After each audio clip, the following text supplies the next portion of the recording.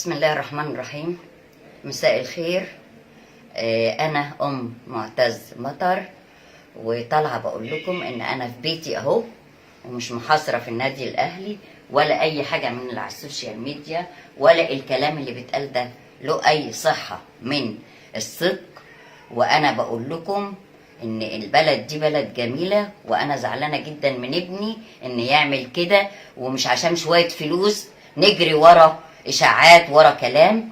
احنا بنعشق تراب البلد دي ولازم نحميها ونقف جنبها. وبقول لكل الشباب، مصر امنا، احنا كلنا بنعشق التراب اللي احنا اتربينا فيه، محدش يقدر يجي ناحيتها. مصر دي خط احمر. وانا بقول لكم يا جماعه، انا معتزه اهو، وما تصدقوش اي اشاعات. طبعا انتوا صدقتوني ان انا معتز. انا مش معتز ولا حاجه، انا ست مصريه عاديه بتعشق تراب مصر، وحبيت اطلع اقول لكم كده عشان افوق كل الشباب ان مش اي كلام بيتقال على النت ولا السوشيال ميديا صح. لازم تفوقوا، لازم تعرفوا قيمه بلدكم، لازم تعرفوا احنا كلنا نبقى متكاتفين ونبقى ايد واحده.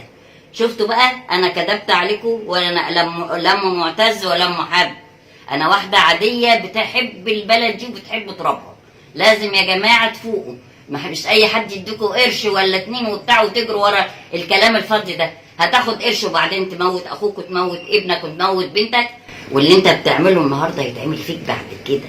لازم يا جماعه كلنا نبقى ايد واحده. تحيا مصر. ما تصدقوش اي حاجه بتتقال على النت. كل اللي على النت ده كلها حاجات كذب، كلها مهاترات، كلها حاجات ملهاش اي نوع من الصحة ولا دليل.